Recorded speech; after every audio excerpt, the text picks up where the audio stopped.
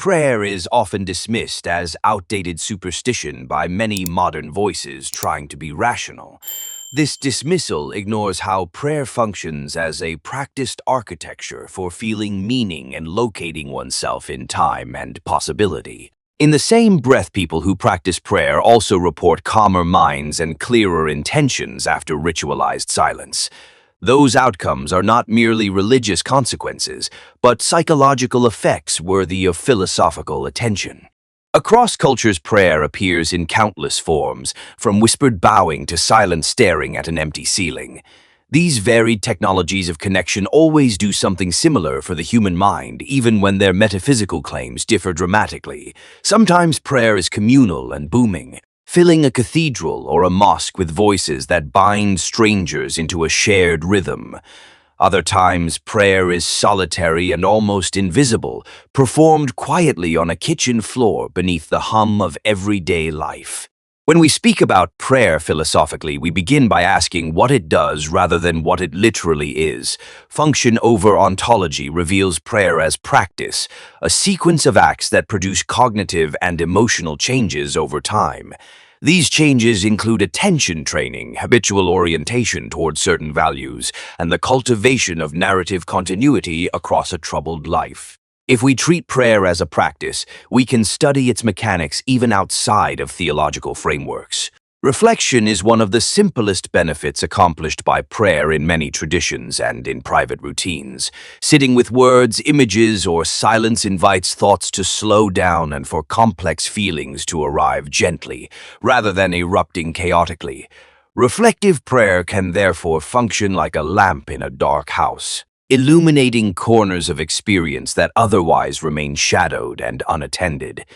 This illumination then enables ethical consideration and deeper self-knowledge that shape future behavior over time. Gratitude is often presented as a sentimental outcome of prayer, but it plays a far deeper role when treated as a deliberate practice.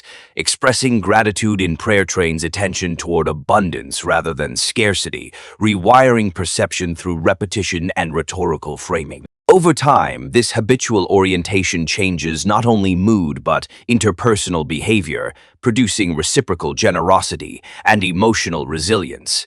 Philosophers of psychology would call this a shift in the salience landscape of values that govern choices. Intention clarity is another quiet miracle that prayer can perform when practiced with discipline and honesty. Putting intentions into words or symbolic acts forces the mind to articulate vague longings and convert them into actionable aims. This conversion reduces cognitive load by moving possibilities out of chaotic imagination and into structured plans for action. Philosophers of action would notice how speech and ritual allocate mental resources toward particular goals and away from distraction. Acceptance is sometimes misunderstood in prayer as passive resignation, but its philosophical shape is more complicated and richer than that. Acceptance cultivated through prayer can be an active practice of reframing, where one acknowledges reality without surrendering agency or ethical demand. This coexistence of acknowledgement and resolve allows persons to stop fighting unchangeable facts while directing energy toward what can still be influenced.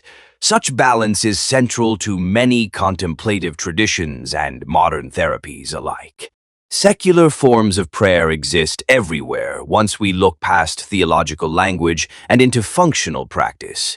Mindfulness exercises, gratitude journaling, speaking affirmations aloud, and quiet reflection before sleep all inhabit the same cognitive territory as traditional prayers. These practices lack an explicit deity but retain rituality, repetition, and intentional framing that produce comparable psychological effects.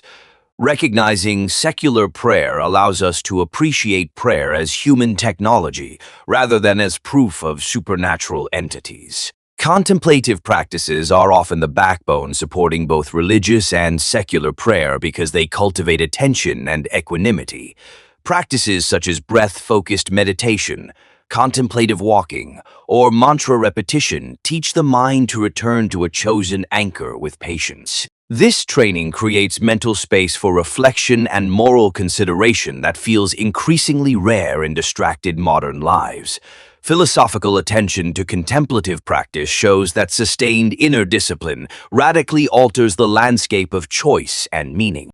Ritual gives prayer its scaffolding, and architecture of ritual matters more than most people assume. Small repeated gestures, such as lighting a candle, draping a scarf, or opening a journal, create predictable boundaries that cue mental transitions. These boundaries stabilize experience by signaling to the brain that something different is beginning and requires reflection.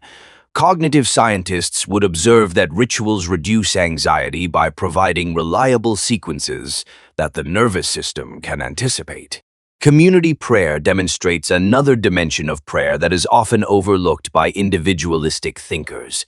When people gather to pray, they synchronize rhythms, share intentional focus, and create social norms that reinforce moral commitments. This synchronization produces trust, shared memory, and social identity that outlast the immediate gathering. In sociological language, prayer acts like glue for communities, aligning personal stories with collective narratives and making values durable across generations. Prayer in times of crisis reveals its existential utility for many who face suffering and uncertainty. In moments of catastrophe, people often reach instinctively for language and ritual that makes the world intelligible again. Prayer provides a repertoire of response that transforms chaotic fear into directed petition, lament, or acceptance. This transformation reduces existential isolation by connecting the sufferer to meanings larger than the immediate threat. The history of prayer shows steady evolution rather than static doctrine, which helps explain its resilience across time. Practices have adapted to new technologies, languages, and social forms while preserving core functions like attention training and communal bonding. Studying this history reveals how human communities continually rewire prayer to meet changing existential challenges. The adaptive logic of prayer suggests it will remain relevant even as metaphysical beliefs shift dramatically. Neuroscience offers partial explanations for why prayer can feel transformative, rather than merely comforting or theatrical. Brain imaging studies show that focused attention, rhythmic vocalization, and communal chanting modulate neural networks associated with self-referential processing and emotional regulation. These physiological shifts match many subjective reports of reduced anxiety, increased clarity, and altered sense of self. While neuroscience cannot decide metaphysical claims, it does illuminate the mechanisms that make prayer psychologically potent. Psychologically, prayer often functions as narrative therapy, whether practitioners know it or not, because it helps restructure inner stories around suffering and hope. People tell themselves new narratives while praying, recasting failures and wounds as material for growth and ethical recommitment. This narrative restructuring reduces cognitive dissonance and allows people to integrate difficult events into coherent life stories. The philosophical point here is that prayer participates in self-interpretation, which is central to moral agency. Ethical imagination expands when prayer prompts us to consider others within our inner monologues and public commitments. Petitionary prayers often ask not only for self-interest, but for the well-being of strangers and enemies, stretching empathy in concrete directions.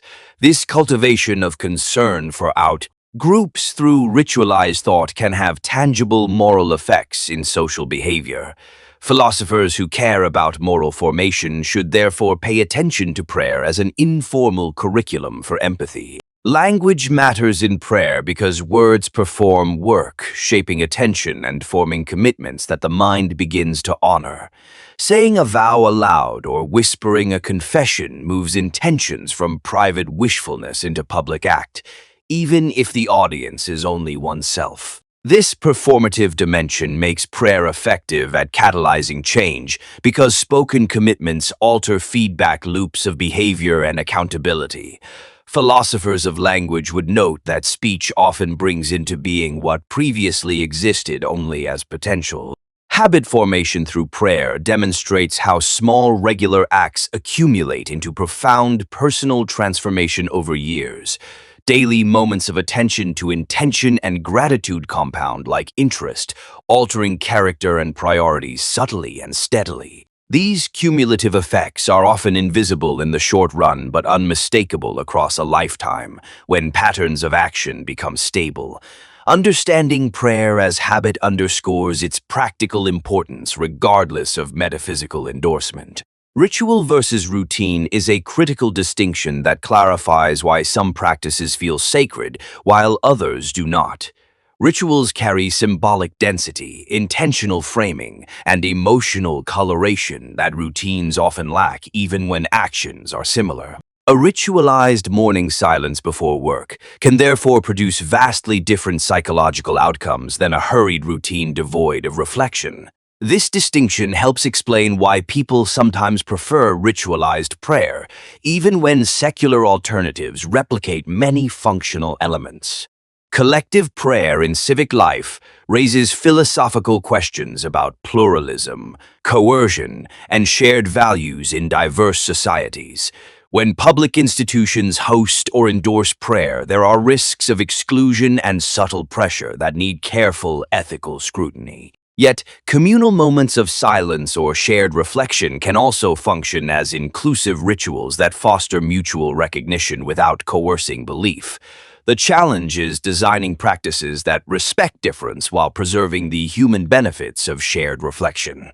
Forgiveness is a recurring theme within many prayers, and it illustrates how ritualized reflection can transform relational possibilities. Prayers that include confession and plea often create structured pathways for admitting faults and seeking reconciliation. These pathways can catalyze forgiveness by reorganizing memory and moral narratives in ways that make restitution and change plausible.